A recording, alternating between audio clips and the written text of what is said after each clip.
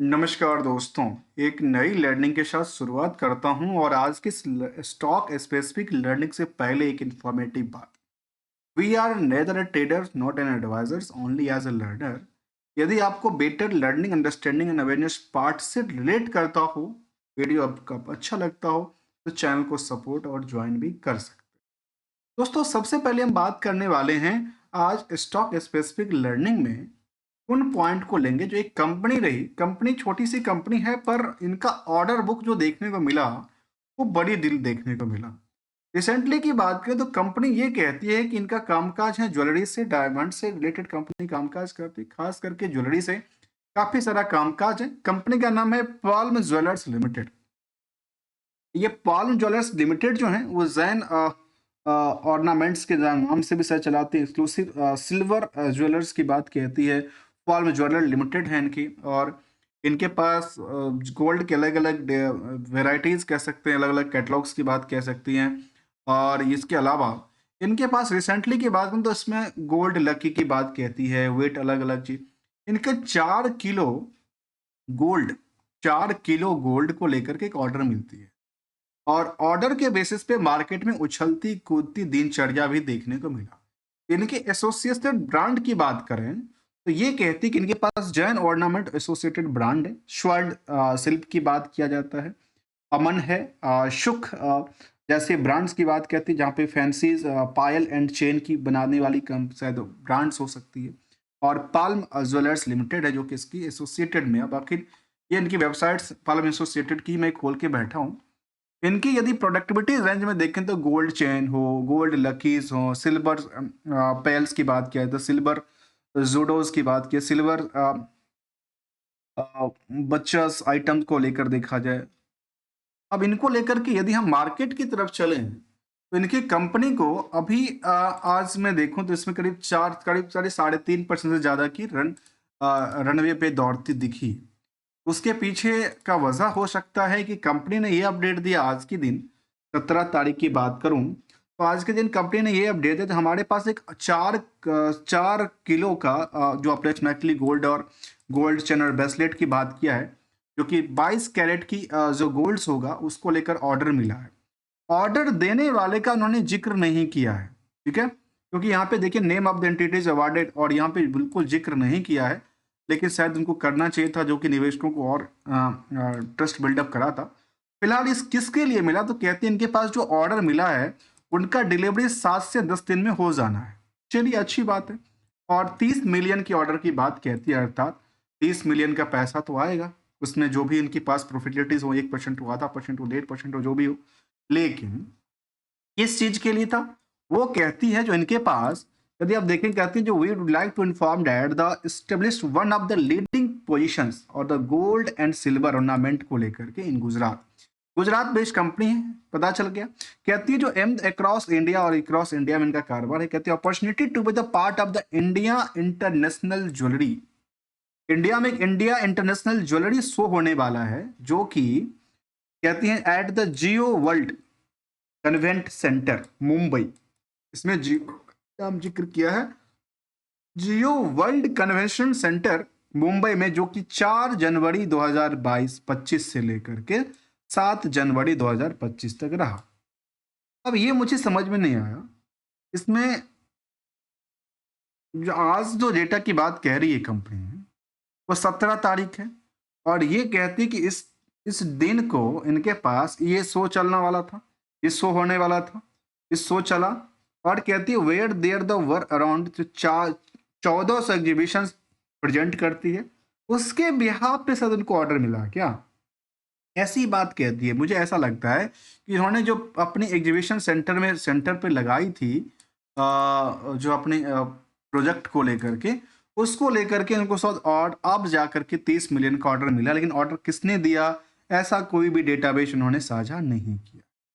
अब यहाँ पे कहती है कंपनी जो डेटाबेस उन्होंने साझा किया कि उनके पास जो ऑर्डर मिला है आज, और हमें ये जो 4 किलो का सिल्वर सॉरी गोल्ड्स चेन और द ब्रेसलेट की बात है, हम ऑर्डर 10 दिन में दे देंगे। चलिए, जब 10 दे देंगे तो अच्छी बात है। इससे कंपनी का क्या होगा, जो टर्नओवर है वो बढ़ जाएगा, प्रॉफिटेबिलिटी का परसेंटेज बढ़ जाना चाहिए, जिसकी वजह से मार्केट में कुछ रेस पकड़ती दिखी। यदि समरी डेटा की तरफ देखेंगे तो बुक वैल्यू से कंपेयर करने पे पता चला कि 211% की इनके स्टॉक प्राइस में मूव हो चुकी है।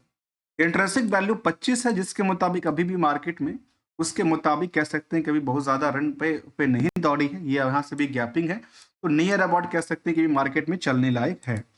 इंडस्ट्रियल की पी के मुताबिक देखें तो इस स्टॉक का जो पी है, इस कंपनी में निवेशकों को लेकर जो इंटरेस्ट बना हुआ है वो थोड़ा सा ज्यादा की बात कहती है। नियरली डबल तो नहीं है लेकिन थोड़ा सा ज्यादा है। इसके अलावा यदि आप करंट रेशियो के नंबर को देखें तो यहाँ पे हमारे सामने एक चैलेंज निकल के आई, और वो चैलेंज ये कहता है कंपनी 2% की आउटस्टैंडिंग बैलेंस तो रखी है मार्केट में।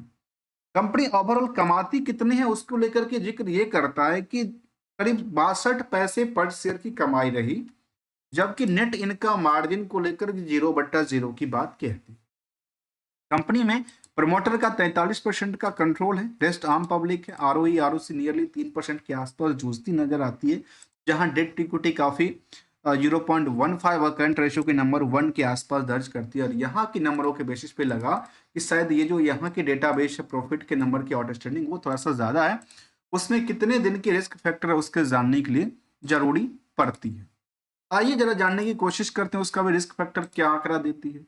और जो कंपनी 2005 में बनी थी और कंपनी का कारोबार था गोल्ड सिल्वर और ज्वेलरी से रिलेटेड, कंपनी पल्म ज्वेलर्स के नाम के से जो कामकाज करती दिखी थी, उसके अलावा क्या आंकड़ा देती। सबसे पहले हम रिस्क फैक्टर को देखते हैं। रिस्क फैक्टर बिल्कुल ही नहीं का आंकड़ा देती है, केवल एक दिन के लिए। जो सेल्स की नंबर की बात करें तो ईयर एंड ईयर बेसिस की डेटाबेस के मुताबिक जो सेल्स का नंबर था वो लगातार अप ट्रेंड में था। Profit near about on average up trend ही रहा है। स्टॉक प्राइस की यदि हम बात करें तो नियर अबाउट अभी 70% तक की मूव क्रिएट किया पिछले एक साल में, जबकि return on equity near about the 2 से 5% के बीच में घूमती दिखती है। ट्रेंडिंग के मुताबिक देखें तो करीब लास्ट कुछ पीरियड में 32 करोड़ 50 करोड़ तक की टर्नओवर क्रिएट करती है। उसमें से कंपनी पहले जो आंकड़ा था उसके मुताबिक कंपनी ने ऑपरेटिंग प्रॉफिट मार्जिन 1% भी नहीं बचा पाई है, और इनमें प्रॉफिट तो कमाई है लेकिन अदर्स ऑफ इनकम नहीं है। इंटरेस्ट की बर्डन 4 लाख 5 लाख के आसपास क्रिएट करती है, वो भी बहुत ज़्यादा नहीं है। तो बैलेंस शीट के मुताबिक कंपनी में 2 करोड़ की कर्ज की बात कहती है। आखिर कर्ज का पैसा गया कहाँ? तो 1 करोड़ तो इनके पास फिक्स एसेट्स में जो कभी स्टोर हो सकती है, इसके स्टोर्स में लगा होगा पैसा। इन्वेंट्री जिनके पास काफी ज्यादा है, मार्केट की उधार भी करीब 2-2.5 करोड़ के आसपास की बात है। मतलब छोटी सी कंपनी है, छोटी सी दुकान है, वहां से ये कारोबार कर रहे हैं, ऐसा देखने को लगता है इनकी बैलेंस शीट और उनकी पोजीशन के मुताबिक। ओवरऑल यदि कंपेयर करते हैं इनको बाकी कंपनियों से, जो कि अदानी इंटरप्राइजेस, मुझे लगता है कंपेयर करना नहीं चाहिए, क्योंकि ये कहता है कि हम ज्वेलरी डायमंड्स बेचने वाली कंपनी है। ट्रेडिंग में तो हैं लेकिन हमारे पास ज्वेलरी डायमंड बेचने वाली कंपनी के तौर पे हम काम करते हैं, तो शायद इसको कंपेयर करने के लिए यहाँ कहते हैं कि ट्रेडिंग एंड डिस्ट्रीब्यूशन का काम काज करती है। यहाँ कंपनी कहती है कि ट्रेडिंग एंड डिस्ट्रीब्यूशन है, वहाँ कहती है हम गोल्ड्स और सिल्वर में डील करते हैं, बेचने के काम करते हैं। तो ये ऐसा डेटाबेस की बात करता हूँ, मैं अपनी तरफ से नहीं कहता हूँ। इसके अलावा कंपनी ने अपडेट दिया था कि कंपनी के पास 11 तारीख को भी कहते हैं कि रिसीविंग द ऑर्डर, उनके पास ऑर्डर 14 तारीख को मिला था, जहाँ पे कहती है कंपनी, ये तो मैं सीधे सीधे ऑर्डर पे ही चलता हूँ। कंपनी ने रिसेंटली भी ऑर्डर दिया था, जहाँ पे कहती है कि हमारे पास एक ऑर्डर मिला था गुजरात में, और गुजरात में भी ऑर्डर था जो कि 10 तारीख को 10/1 को ऑर्डर मिला था।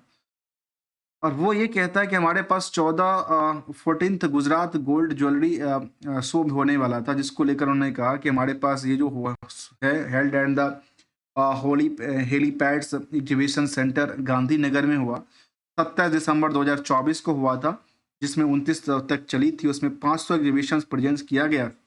उसके मुताबिक इनके पास ऑर्डर 30 मिलियन का यहाँ भी ऑर्डर मिला। अब ये हमें समझ में नहीं आया कि ये सेम ही डेटा 30-30 बिलियन का लगातार मिलता जा रहा है ऑर्डर, और ये ऑर्डर किसने दिया, फिर इसके बारे में फिर बिल्कुल डिटेल नहीं साझा किया। मतलब यहाँ पे भी वही चक्कर था कि 30 मिलियन का ऑर्डर तो मिला, लेकिन कहाँ से मिला ये बात नहीं कहती। अल्टीमेटली वही 22 कैरेट की बात कहती, चेन और ब्रेसलेट की बात कहती, 4 किलो सोना अप्रोक्सीमेटली की बात कहती है। अल्टीमेटली देखा गया कि सेम ही डायरेक्शंस में बात कहती है, उससे पहले भी और आज की डेटाबेस की भी बात करें तो। जबकि इनके पास इसके पहले भी ना 10 तारीख को भी अपडेट दिया था, इसके बाद 11 तारीख को अपडेट दिया। 10 तारीख का अपडेट क्या था? 10 तारीख को भी कुछ मिला था ऑर्डर क्या? यदि सेम ही ऑर्डर की बात यदि कर रही है तो क्या कह रही है? इन्होंने फिर दोबारा कहती है 10 तारीख को भी कहा था कि हमारे पास 10 को ही 10 और 11 दो अलग अलग डेट में उन्होंने फाइल किया है। फिर उन्होंने 10 तारीख को भी कहते कि हमारे पास जो कि गुजरात गोल्ड ज्वेलरी शो हुआ था उसमें वही 27 से 29 जनवरी वाला जो फिगर था, दिसंबर का फिगर था, उसमें ऐसा ऑर्डर बुक की बात नहीं कहती है, उसमें कहती है जो हमारे पास 30 मिलियन का ऑर्डर मिला है कि मिला है। मतलब टोटल ऑर्डर की बात करें, टोटल मिलियन की बात करें तो 30 या 90 मिलियन हो जाता है टोटल। आखिर 90 मिलियन का ऑर्डर मिला कि नहीं मिला एक्चुअल में, ये तो देख और सप्लाई किया कि नहीं किया ये तो जानने वाली बात होगी। ट्रेडिंग सिस्टम में कंपनी कामकाज करती है इसके मुताबिक की बात करें तो कॉर्पोरेट एक्शन मुताबिक उन्होंने 2020 के बाद कुछ आंकड़ा दिया नहीं। आखिर उसके बाद जो मार्केट की रिजल्ट एक्सपेक्टेशन था करीब ये देखा गया कि पिछले पेड के मुकाबले अच्छी खासी रिकॉर्ड तो उन्होंने सेल्स किया लेकिन प्रॉफिट का आंकड़ा नहीं बना पाई। ये कोई सेंटीमेंट की बात हमने किया।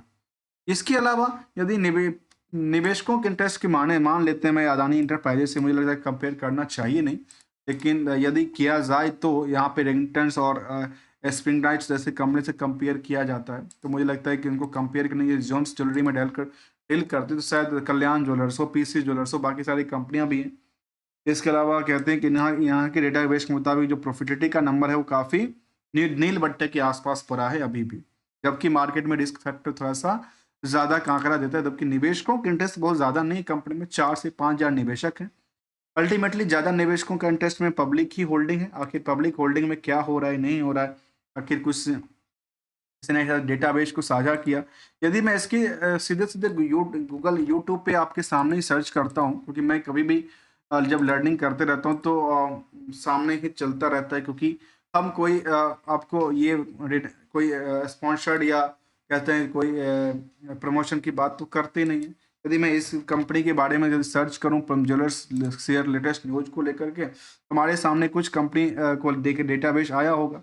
अब यहाँ पे कहती है कि इन कंपनी को लेकर के कुछ बातें तो चल रही थी 2 साल पहले की, फिलहाल के लिए यहाँ पे कोई भी इनका लेटेस्ट अपडेट तो फिलहाल देखने को नज़र नहीं आई। और यदि मैं इसको कुछ लेटेस्ट अपडेट की भी तरफ चलें तो आज के डेटाबेस में मैं इसको फिल्टर करके देखूं तो ये कह सकते हैं कि मैंने इसको आज एक सप्ताह के डेटाबेस के मुताबिक भी फिल्टर किया तो हमारे सामने इस तरह का कोई डेटाबेस तो सामने दिखता नहीं जहाँ पे स्पॉन्सर्ड या प्रमोशन की बात किया हो। एग्जीबिशन सेंटर लगा होगा और जिसमें शायद कुछ डेटाबेस को लेकर के ऐसा बताई गई। चलिए आइए समझने की कोशिश करते हैं अगली कड़ी में। और अगला कड़ी कहता है इसको लेकर के जो ऑलमोस्ट 4 से 5 हज़ार निवेशकों का इंटरेस्ट जुड़ा हुआ है। कंपेरिजन टू द रिस्क के मुताबिक कंपनी का जो रिटर्न का एक्सपेक्टेशन है वो काफ़ी ज़्यादा की बात कहती है, खास करके इसमें डिक्रीजिंग होल्डिंग को लेकर चिंता की विषय है। कंपाउंड रिपोर्टेड जो लगातार सेम रेशियो में रहा वो इनकी चिंता की विषय है।